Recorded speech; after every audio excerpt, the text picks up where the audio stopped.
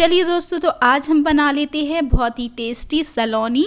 तो यहाँ पे लिया हुआ है मैंने 1 किलो मैदा और उसमें डाला है 1 से 1.5 चम्मच भर के अजवाइन और स्वाद अनुसार नमक। इसके बाद इसमें ऐड करेंगे 3 से 4 चम्मच भर के बेसन। थोड़ी सी चम्मच बड़ी आपको लेना है क्योंकि इसमें थोड़ा सा बेसन भी जाएगा जिससे टेस्ट बहुत अच्छा आता है।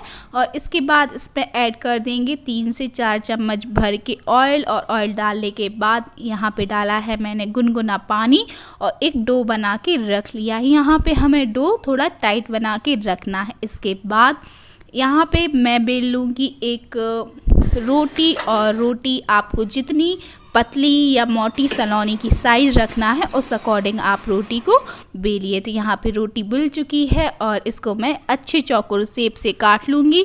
और इसलिए मैं ऐसे काट रही हूँ जिससे सारी सलोनी एक सी बने, जो देखने में भी सुंदर लगे। तो यहाँ पे मैं सारी सलोनी को अच्छे तरीके से काट लूँगी। और काटने के बाद यहाँ पे मैंने साथ ही साथ कढ़ाई भी चढ़ा दी थी, तो कढ़ाई भी गर्म हो गई है। और हमें जो सलोनी की सेकने टाइम जो आंच है वो मीडियम रखनी है जिससे कि सलोनी अच्छी तरीके से सिक जाए। तो यहाँ पे सारी सलोनी को मैं ऑयल में डाल दूँगी और इनको अच्छे से सेक लूँगी। सलोनी एक ऐसी रेसिपी है जो झटपट तैयार भी हो जाती है और इसको टाइम भी नहीं लगता बनने में।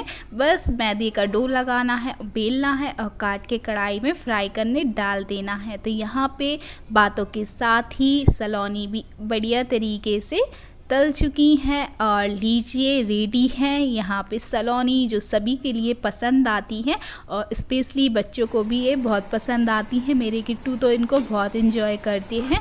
तो यहाँ पे रेडी हो चुकी हैं झटपट सलोनी। इनको अलग अलग जगह अलग अलग नामों से जाना जाता है।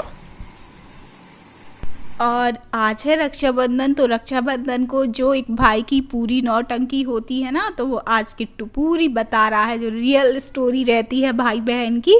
तो आज यहाँ पे किट्टू थोड़ी सी इसकी तबीयत ख़राब है, ज़्यादा है थोड़ी, क्योंकि इसको रात भर फीवर रहा, रात भर बेचारा सो नहीं पाया है। तो यहाँ पे लेट कर रहा है। उसकी दीदियों को बहुत जल्दी है क्योंकि इन लोगों को बाहर जाना है।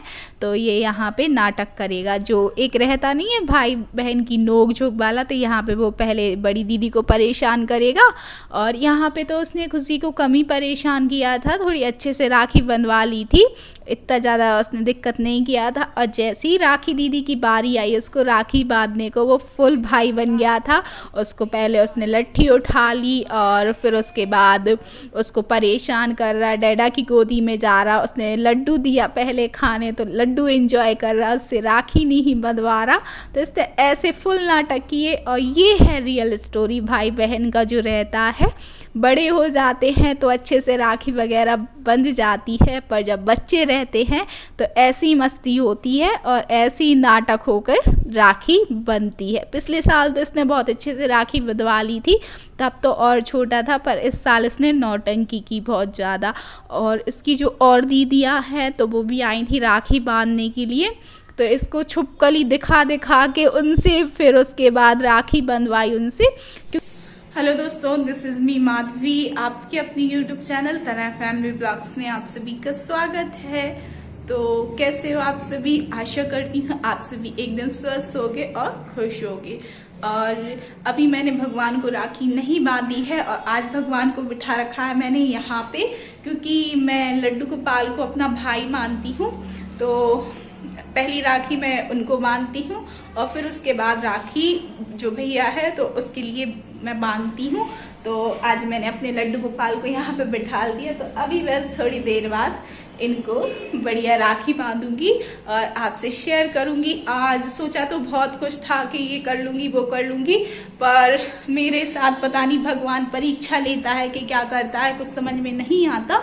क्योंकि रात से किट्टू को इतना तेज फीवर था कि पूरी रात हम दोनों सो नहीं पाए हैं। और किट्टू की भी अच्छी तबीयत नहीं है, बहुत ज़्यादा वीकनेस है। उसको मैंने सिरप वगैरह तुरंत दे दिया था कि बुखार उसको कंट्रोल हो जाए, क्योंकि उसका जो फीवर है बहुत तेज आता है उसके लिए। और इतना तेज उसको फीवर हो जाता है कि वो ऐसे जलता टाइप का है, इतनी ज़्यादा उसको फीवर रहता है। तो मैंने रात को भी उसको सिरप दिया, सुबह 4 बजे फिर से सिरप दिया, क्योंकि उसका बुखार कंट्रोल बिल्कुल नहीं हो रहा था। तो पूरी रात नहीं सोए हैं आज, और अच्छा मुझे भी नहीं लग रहा है, चेहरे से दिख रहा होगा चेहरा उतरा है, क्योंकि उसमें मेरी जान बसती है। वो अगर उसको कुछ भी हो जाता है ना तो मैं बिल्कुल ऐसे डर टाइप की जाती हूँ। तो बस अभी वो उनको खुशी दीदी ने और राखी दीदी ने राखी बांध दी है उसके लिए।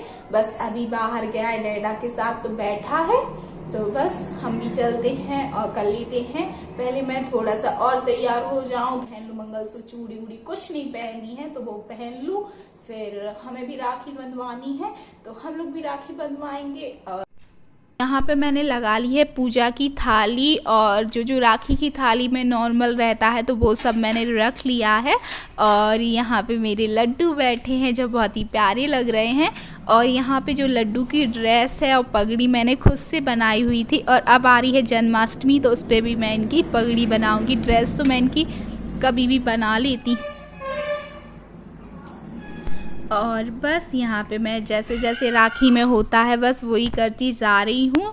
और आप एक बात ज़रूर याद रखना, कभी भी जैसे बहन अपने भाई को नारियल देती है तो उस समय नारियल आपको सूखा नहीं देना है, गीला नारियल देना है भाई को, क्योंकि जिससे कि बहन का घर भी हरा भरा रहेगा और भाई का घर भी हरा भरा रहेगा। तो बस यहाँ पे मैंने भी लड्डू के लिए गीला नारियल दिया है।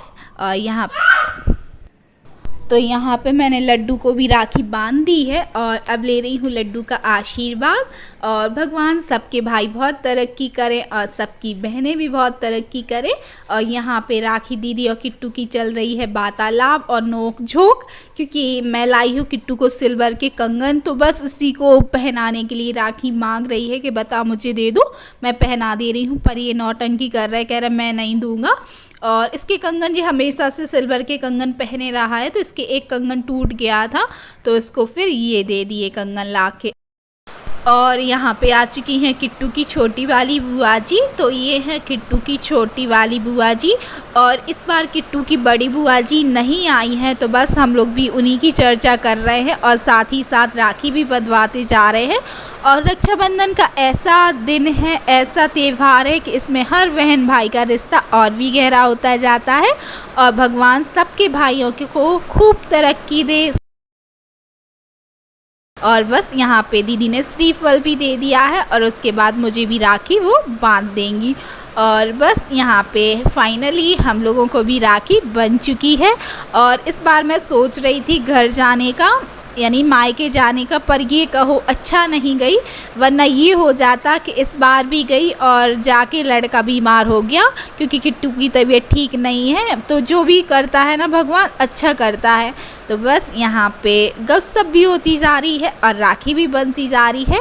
तो दोस्तों इसी के साथ लेती हूँ आपसे विदा और मिलती हूँ एक और नए ब्लॉग में। अगर आपको मेरे ब्लॉग्स पसंद आते हैं तो प्लीज़ कमेंट ज़रूर कीजिएगा। इसी के साथ नमस्ते, बाय बाय, मिलते हैं एक और नए ब्लॉग में।